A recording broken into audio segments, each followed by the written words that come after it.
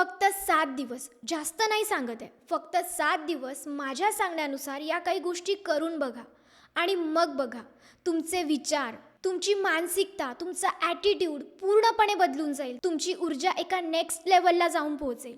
7 दिवसामध्ये तुम्ही पूर्णपणे बदलून जाल. 7 दिवसासाठी माझ्यासोबत चॅलेंज घ्या की मी या गोष्टी करूनच राहील. आणि तरीसुद्धा जर तुमच्यात फरक नाही पडला ना, तर 7 दिवसानंतर परत कमेंट करून सांगा या व्हिडिओ खाली की हा व्हिडिओ काहीच कामाचा नाही आहे. चला तर मग सुरू करूया. पहिली गोष्ट, स्वाभिमानाने जगा. बघा, तुम्ही जे कोणी असाल, तुम्ही नोकरी करत असाल, कॉलेजला जात असाल, शाळेत जात असाल, वयस्कर असाल किंवा तरुण असाल, तुम्ही जिथे कुठे जाता, ज्या लोकांना तुम्ही भेटता, त्या लोकांमुळे डिमोटिवेट होऊ नका. कुणी तुम्हाला काय बोलतंय, कुणी तुम्हाला वाईट बोलतंय, कुणी तुम्हाला टोमणे मारतंय, कुणी तुमची किंमत करत नाहीये, या गोष्टींकडे अजिबात लक्ष देऊ नका. तुम्हाला माहिती आहे ना तुम्ही काय करताय, बास.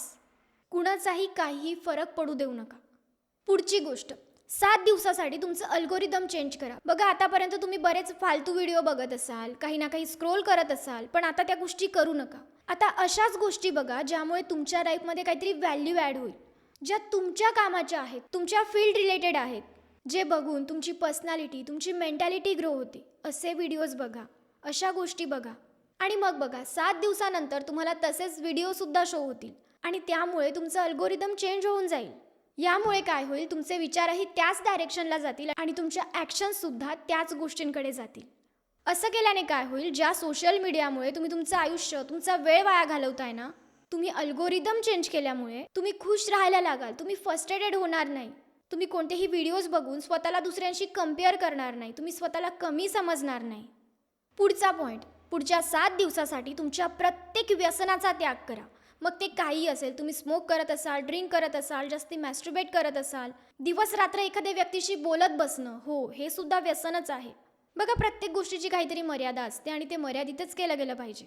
म्हणून ज्याही गोष्टींमुळे तुमचा टाइमपास होत असेल आणि तुमचं नुकसान होत असेल ना, त्या गोष्टींचा त्याग करा. हो, तुम्ही ज्यावेळी प्रयत्न कराल ना हे व्यसन सोडायचा, त्यावेळी तुम्हाला त्रास होईल. पुन्हा पुन्हा ते करावंसं सुद्धा वाटेल. तुम्ही कदाचित इरिटेट सुद्धा व्हाल. पण हे सगळं काही फक्त काही दिवसांपुरता होईल. पण त्यानंतर तुमचं ते व्यसन सुटल्यानंतर तुम्हाला जो आनंद होईल ना, तो आनंद तुम्हाला आता व्यसन करून जो आनंद मिळतोय ना, त्यापेक्षा भरपूर पटीने मोठा असेल. पुढची गोष्ट, वेळेवर जेवण करा आणि पौष्टिक आहार घ्या. बघा, आपण जसं खातो तसेच आपले विचार बनतात आणि जसे आपले विचार असतात ना, तसेच आपले ॲक्शन्स असतात आणि जसे आपले ॲक्शन्स तसंच आपलं भविष्य. म्हणून येत्या 7 दिवसापर्यंत तुम्हाला चांगला आहार घ्यायचा आहे, जंक फूड अवॉइड करायचं आहे, बाहेरचं अन्न खायचं नाही आहे, वेळेवर जेवायचं आहे. मग बघा, तुम्ही दिवसभर एनर्जेटिक फील कराल. पुढचा पॉईंट, येत्या 7 दिवसात तुम्हाला रोज सकाळी लवकर उठायचं आहे. विसरून जाते तुम्ही रोज किती वाजताही उठत असाल. उद्यापासून तुम्हाला रोज 7 दिवस लवकर उठायचं आहे आणि लवकर उठून फ्रेश झाल्यानंतर तुम्हाला सकाळी काही वेळ स्वतःला द्यायचा आहे. एक्सरसाइज करायची आहे. त्यात तुम्ही काहीही करू शकता. प्राणायाम करा, रनिंगला जा, योगा, त्या सगळ्या गोष्टी ज्यामुळे तुम्ही एनर्जेटिक फील कराल. यामुळे काय होतं माहिती आहे का, तुम्हाला एक सकाळ जिंकल्याची फिलिंग होईल आणि जर तुम्ही तुमची सकाळ जिंकलीत तर पूर्ण दिवस जिंकलातच म्हणून समजा. पुढची गोष्ट, रोज मंदिरात जा. तुम्हाला जेव्हाही वेळ मिळेल, तुमच्या घरातल्या किंवा तुमच्या आजूबाजूला जवळपास कुठे मंदिर असेल तिथे जा. जर मंदिरात खूप गर्दी असेल तर एखाद्या शांत ठिकाणी जा, जिथे जाऊन तुम्हाला शांतता फील होईल, तुम्हाला आनंद होईल. लक्षात घ्या, शांतता महत्त्वाची आहे. मग ती तुम्हाला मंदिरात मिळाली काय आणि बाहेर मिळाली काय. कारण बऱ्याचदा ना आपण मंदिरात तर जातो पण तिथे आपल्याला शांतता मिळत नाही, तिथे खूप गर्दी असते. म्हणून एखाद्या शांततेच्या ठिकाणी जा. बाकी देव तर सगळीकडे आहे. पुढचा पॉईंट, निडरपणे जगा. हे 7 दिवस कुणालाही घाबरू नका, कुणाच्याही दबावाखाली राहू नका. तुम्हाला जी गोष्ट करायची आहे ना ती करा. बघा, बऱ्याचदा ना आपलं काहीतरी स्वप्न असतं, आपल्याला एखादी गोष्ट करायची असते, पण घरच्यांच्या दबावाखाली किंवा दुसऱ्यांचा विचार करून आपण ती गोष्ट करत नाही. पण जर तुम्हाला वाटतंय ना की ती गोष्ट योग्य आहे आणि ती खरोखर योग्य असेल तर ती करून मोकळे व्हा. रोज रात्री तुम्ही फ्री झाल्यावर जेव्हाही तुम्हाला वेळ मिळत असेल, तुमच्या फॅमिलीला वेळ द्या. ज्या व्यक्तींवर तुम्ही प्रेम करता आणि जी व्यक्ती तुमच्यावर खूप प्रेम करते तिला वेळ द्या. पुढचा पॉईंट, रोज रात्री झोपण्याआधी पुस्तक वाचा. मग 1-2 पेजेस का असेना, पण नक्की वाचा. मग कोणताही टॉपिक असू द्या, तुमचं आवडतं असू द्या किंवा ज्याने तुमचं मन प्रसन्न होईल, ज्यामुळे तुम्हाला काहीतरी शिकायला मिळेल, तुम्हाला ते वाचून शांततेची झोप लागेल, प्रसन्न वाटेल. कसंही असू द्या, स्पिरिच्युअल असू द्या, फ्रिक्शन असू द्या किंवा सेल्फ डेव्हलपमेंटबद्दल असू द्या, रोज पुस्तक नक्की वाचा.